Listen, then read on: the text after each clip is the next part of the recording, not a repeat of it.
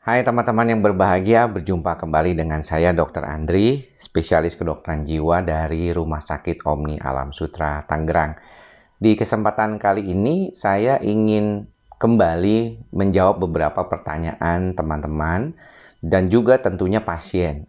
Hal ini sebenarnya dipicu oleh WA tadi pagi yang saya baca dari pasien yang mengatakan bahwa dia sudah mengalami perbaikan selama 4 minggu belakangan ya, dan sudah lepas obat sesuai saran saya. Tapi 2-3 hari ini mengalami kembali gejala-gejala. Ya, diawali dengan gejala-gejala seperti kayak perasaan nggak nyaman gitu ya, ada perasaan kecemasan yang muncul. Geliangannya sudah tidak terlalu muncul kembali, tapi kok perasaan cemasnya masih dominan begitu kembali datang. Dan ini sebenarnya pertanyaan dari banyak pasien juga, serta beberapa teman di komentar yang menyatakan, sebenarnya apakah kondisi ini bisa sembuh kembali? Mengapa ketika orang itu sudah dinyatakan sembuh, dia kambuh, apa bisa jadi sembuh balik lagi gitu ya?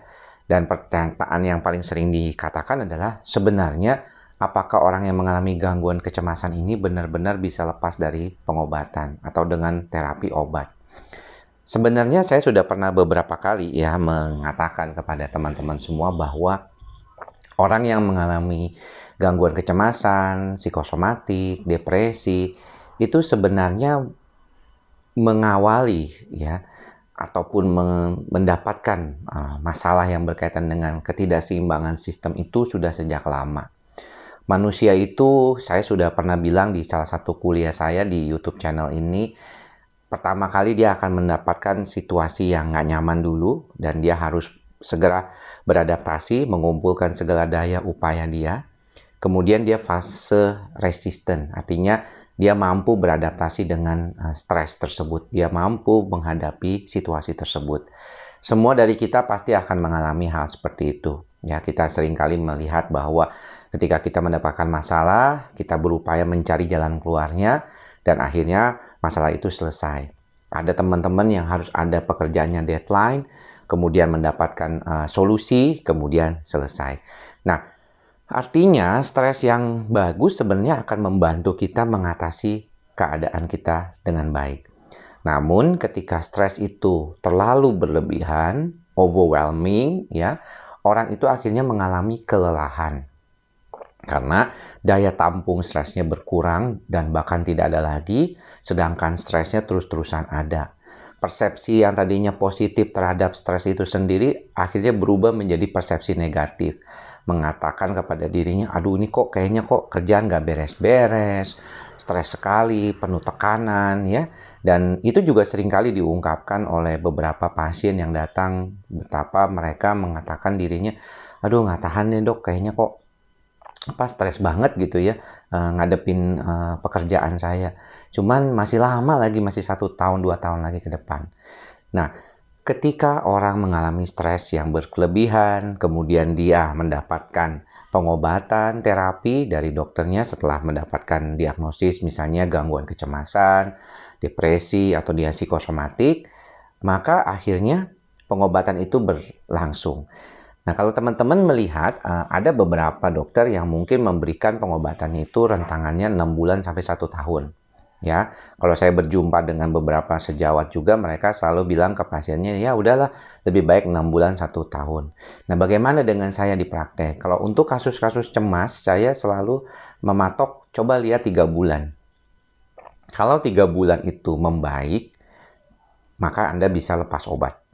Ya, coba lepas obat. Nah, ketika lepas obat itu, kita lihat dalam waktu kurun 2 minggu, 1 bulan, 2 bulan, dan 3 bulan. Kalau dalam 2 minggu si pasien itu mengalami keluhan kembali, maka sebaiknya kembali makan obatnya. Kalau misalnya sampai 3 bulan dia lepas dari obat dan tidak ada gejala lagi, maka bisa dibilang dia ini sudah pulih, ya, sudah recovery. Nah, maksudnya apa? Kalau recovery itu kemungkinan untuk kembali dalam pengobatan itu tidak terlalu besar. Asalkan si pasien juga memahami kondisi dirinya dan mau berubah atau mau mengubah dari apa yang menjadi problem-problem di lingkungannya. Stresornya, bagaimana mengatakan tidak mungkin ya pada hal-hal yang mungkin memberatkan buat dirinya gitu. Jadi sebenarnya akan tergantung juga dari pengobatan dan juga dari si pasien sendiri. Ya, kalau pengobatannya tepat, maka di dalam tempo beberapa minggu saja si pasien itu sudah mengalami perubahan. Tapi kemudian dipertahankan untuk tetap menggunakan obat itu minimal sampai 3 bulan lepas gejala walaupun masih makan obat. Artinya dia sudah mengalami yang namanya remisi. Nah, lalu si pasien boleh mulai lepasin obat pelan-pelan sambil melihat bagaimana responnya. Yang menjadi problem adalah tadi, ketika 2 minggu dia lewat, so ya udah oke lah. Ya tidak berulang. Kemudian 1 bulan, 1,5 bulan, kok muncul lagi gejala-gejalanya. Ini bisa menjadi pertanda bahwa pertama, sebenarnya mungkin sistem saraf pusatnya itu masih memerlukan waktu lebih panjang lagi untuk recovery, ya, atau untuk mengalami suatu pemulihan. Yang kedua, mungkin juga stresnya itu kembali datang atau si pasien merasa bahwa mekanisme adaptasinya tidak mampu mengatasi stres tersebut. Dulu pernah saya bicarakan waktu saya di Jerman, ada videonya yang mengatakan, dan beberapa video lain yang mengatakan bahwa gangguan kecemasan itu sangat juga berhubungan dengan faktor genetik. Ya, jadi bawaan orang tersebut.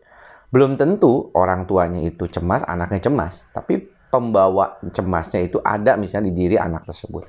Maka anak tersebut lebih mudah mengalami kecemasan daripada saudaranya yang lain misalnya.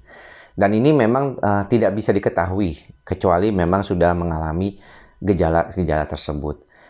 Namun, seperti yang pernah saya bilang juga di beberapa video saya, yang paling penting adalah teman-teman itu belajar untuk lebih mindful, lebih menyadari kekurangan dan kelebihan, serta tahu apa yang bisa menjadi faktor stres atau tidak stresnya teman-teman semua. Kalau misalnya merasakan adanya stresor, maka boleh juga sih meminta diri untuk istirahat dulu, untuk time out. Ya, walaupun mungkin kadang-kadang itu agak sulit. Ya, kita tahulah kita kepengennya sih misalnya istirahat, tapi ternyata kenyataannya kita tidak bisa. Kita inginnya tidak ngambil pekerjaan banyak-banyak. Tapi apa daya kebutuhan kita banyak misalnya dan harus bekerja luar biasa supaya bisa memenuhi kebutuhan itu. Maka daripada itu, keseimbangan di dalam kehidupan ini menjadi salah satu faktor yang bisa membuat kita bisa lepas dari pengobatan dan juga tidak kembali lagi berobat. Karena kalau ditanya sama pasien, kenapa saya jadi kambuh lagi dok? Ya memang itu, ada banyak faktor. Faktor genetik, stres Anda, mekanisme adaptasinya, atau mungkin memang kondisi ini berulang memang pada kondisi tersebut. Maka daripada itu, jangan lupa untuk tetap menjaga kesehatan jiwa dan raga. Dan kalau misalnya berobat, benarlah berobatnya sistemnya. Kemudian belajar juga jangan cuma tergantung obat, tetapi juga belajar untuk mengubah diri. Ini yang lebih sulit sebenarnya dari sekedar makan obat. Karena bagaimana memproses diri kita menghadapi situasi-situasi stres, bagaimana mengatasi keadaan kalau kita tertekan, itu tidak mudah.